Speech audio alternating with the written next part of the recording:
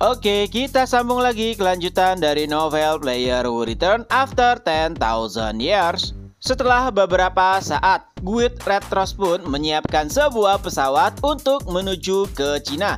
Di sana ada beberapa orang, seperti Kang Wu, Yongju, bahkan ada juga Echidna dan juga Chon Seon. Echidna sempat bertanya, Kang Wu kenapa tidak mendungangi aku saja untuk pergi ke Cina? Dan Kang Wu pun menjawab, tidak perlu karena kami tidak terburu-buru. Lagi pula kita tidak bisa melakukan apapun jika tiba di Cina terlalu cepat. Adapun Soyeon, ia nampak sangat khawatir. Yongju bertanya, ada apa? Dan Soyeon pun menjawab, karena ayahku sedang tidak ada di Cina, berarti yang memimpin guild saat ini adalah pamanku. Apakah kalian pernah mendengar? Ia adalah Chun Heon yang juga merupakan wakil guild. Ia adalah orang yang sangat membenci para player Korea. Oleh sebab itulah Soyeon nampak sangat khawatir. Apalagi menurutnya pengaruh pamannya jauh lebih tinggi dibandingkan dengan pengaruh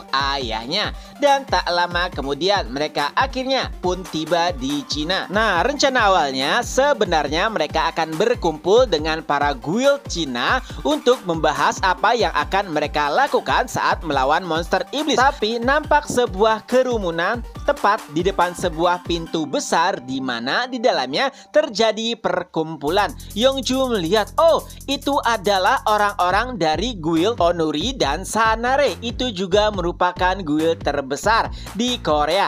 Tepat setelah Hanur dan juga Mir menyingkir, kedua guild tersebutlah yang masuk menjadi jajaran guild terbesar di Korea. Yongju pun menghampiri mereka, lalu ia bertanya, Bu Hyunjo, ada apa? Hyunjo yang awalnya nampak kesal pun berkata, siapa yang kau panggil ibu? Dan saat melihat itu Yongju, ia mulai merubah sikapnya. Oh, kau Yongju. Nah, ia pun mulai menjelaskan yang pada intinya para player Korea yang dimintai tolong tidak diperbolehkan untuk ikut berkumpul membahas rencana.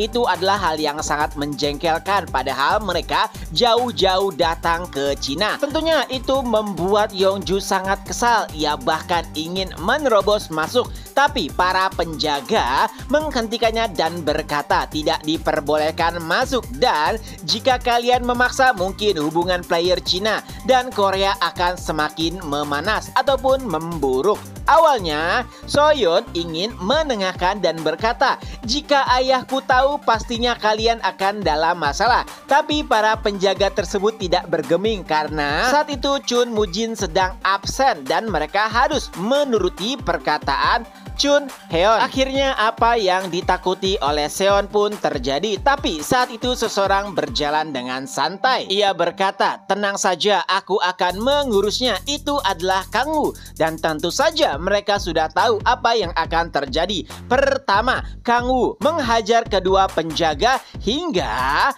pintu gerbang tempat berkumpulnya para player Cina hancur. Saat itu seorang pria bertubuh besar melihatnya dengan kesal. Apa yang kau lakukan? Berani-beraninya mengganggu perkumpulan ini? Tapi Kang Wu tidak terlalu mempedulikannya. Pria bertubuh besar pun awalnya ingin menghajar Kang Wu, tapi setelah beberapa saat ialah yang dihajar balik. Kang Wu menjatuhkannya dengan sangat santai. Setelahnya ia pun duduk di salah satu bangku. Ruangan nampak hening. Kang Wu pun berkata, kenapa diam saja? Apakah kalian tidak ingin melanjutkan pertemuannya? Melihat kejadian tersebut tentu saja membuat Chon Heon yang merupakan pimpinan mereka murka. Ia pun berdiri dan berkata, siapa kau berani-beraninya mengacau? Dan Kang Wu pun menjawabnya dengan santai, itulah yang ingin aku tanyakan. Kenapa kau memperlakukan kami seperti ini? Kami sudah jauh-jauh datang atas panggilan kalian, tapi kalian malah mengabaikan kami. Sambil melihat ke arah papan strategi yang ada di belakang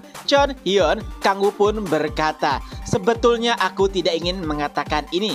Biarkan aku bercerita sedikit tentang Chon Hyun.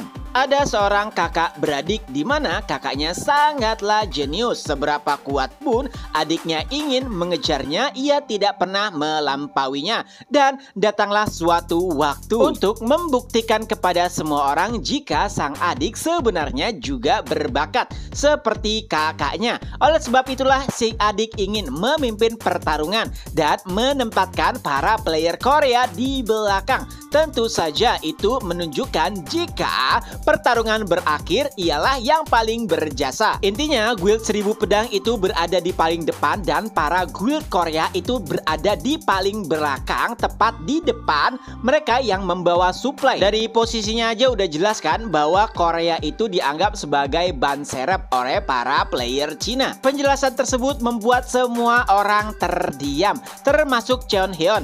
Tapi akhirnya ia kembali berkata, "Kau hanya sok tahu." Tapi sebenarnya di dalam hati Chon Hyun apa yang dikatakan Kang Woo benar. Itulah mengapa ia merasa malu serta marah tapi harus menahannya. Sayangnya perkataan Kang Woo setelahnya membuat kesabaran Chon Hyun benar-benar hilang.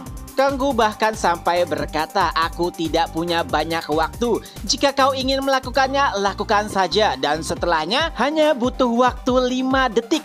Chon Hyun dikalahkan oleh Kang Woo. Ya, semua orang nampak terdiam. Mereka tahu benar bagaimana kehebatan dari Chon Hyun. Bahkan Mujin tidak bisa mengalahkannya dalam waktu 5 detik.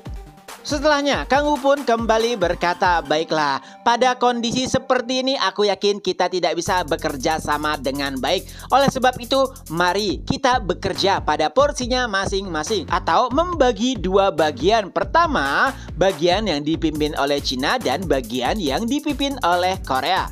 Nah, sebenarnya yang dibuat terkejut bukan hanya player Cina, bahkan para player Korea tidak bisa berkata-kata apapun setelah Kang Woo mengalahkan Chon Hyun dengan sangat mudah. Tapi Yongju mulai berkata, "Kang Woo, kau..." Dan Kang Woo pun menepuknya, "Tidak masalah, tapi kau harus berjuang dengan baik setelah ini." Yongju hanya terdiam karena ia belum paham maksud perkataan dari Kang Woo. Tapi setelah dijelaskan itu membuat Yongju terkejut. Kenapa? Karena Kang Woo berkata jika Yongju lah yang akan memimpin pasukan Korea. Tentunya itu adalah tugas yang sangat berat. Apalagi Yongju belum bisa mengenali karakter setiap orang. Tapi berbeda dengan Kang Woo, ia sangat yakin Kang Woo bisa melakukan hal tersebut. Tapi sayangnya Kang Woo menolak untuk menjadi pimpinan pasukan. Alasannya sederhana, karena Kang Woo ingin memakan para monster iblis dan juga iblis. Dan dengan berbagai macam alasan, akhirnya Yongju pun setuju untuk menjadi pimpinan pasukan.